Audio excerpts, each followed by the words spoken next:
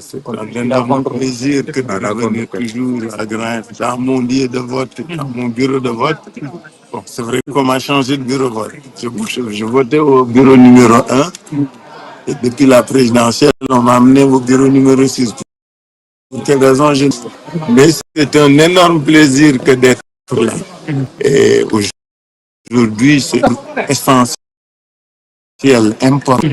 Il s'agit de vitalité de notre pays. Et depuis ce matin, nous sommes en train de suivre le déroulement et il semble assez soucieux. En tout cas, c'est naturel qu'à ce moment-ci, compte tenu du niveau de participation, que nous puissions être soucieux. On n'est pas inquiet parce qu'on a encore 4 heures. Et souvenez-vous que le mode de vote au Sénégal fait que généralement nos aînés, nos parents, nos grands votent tôt le matin. Beaucoup de gens votent entre 8 heures et 10 heures, 11 heures.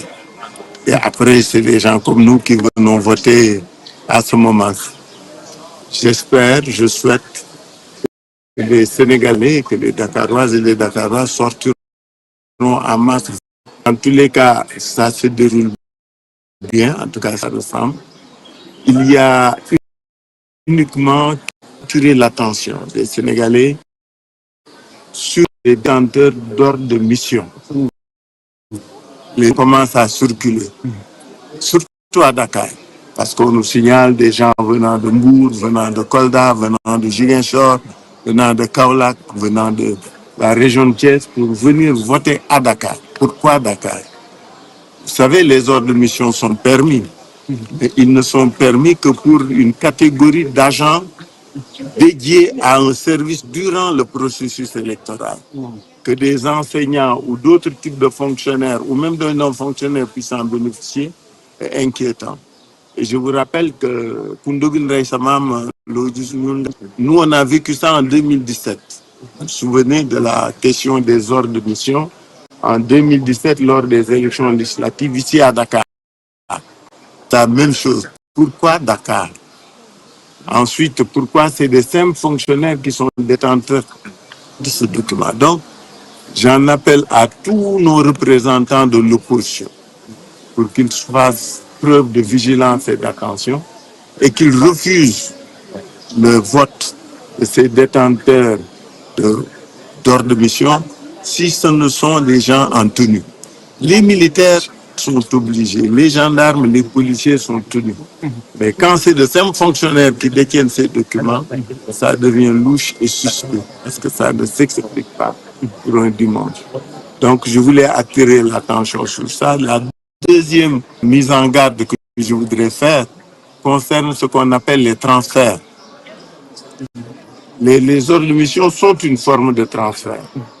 Mais il y a aussi des transferts de lieux de vote ou de département en département. Même si la circulation interrégionale est interdite, on dit les gens, certains sont venus depuis 3-4 jours à Dakar.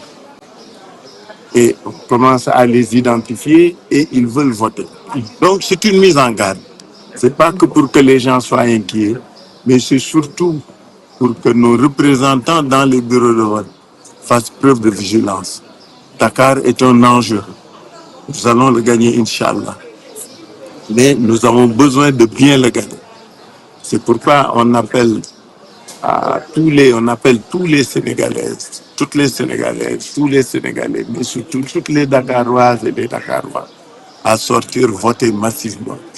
Et qu'au moins ce scrutin qui a été organisé dans la précipitation, dans la violence, puisse au moins se terminer en beauté. Sinon, vous savez, les débuts sont assez laborieux. Personne n'est satisfait, tout le monde est inquiet. Les récriminations sont là, mais faisons en sorte que cela se termine en apportant. En tout cas, on l'espère, on le souhaite. On appelle tout le monde à faire preuve de responsabilité et de citoyenneté et qu'ils viennent voter. Parce que ce serait dommage que nous puissions nous retrouver avec un de 30, 35%, 40%. Le dernier problème sur lequel je voudrais insister, c'est les transferts les transferts des bureaux de vote, des lieux de vote. Nous avons beaucoup de Sénégalaises et de Sénégalais qui avaient l'habitude de voter dans des bureaux de vote ou dans des lieux de vote. Depuis ce matin, on nous appelle concernant cette situation. Les gens ne retrouvent plus leur bureau de vote ou leur lieu de vote. Ils viennent, vous n'êtes pas sur les listes. Alors, déjà, on n'est pas très nombreux à sortir voter. Si les gens ont des difficultés pour voter, en tout cas, nous devons faire phénomène-ci de soit cas à cas et que cela ne puisse pas concerner tout le pays. Car nous appelons tout le monde à la vigilance, de calme et de sérénité. Que ce soir, Dieu décidera ceux qui sortiront vainqueurs de ce scrutin. Et nous espérons que nous serons les choisis par notre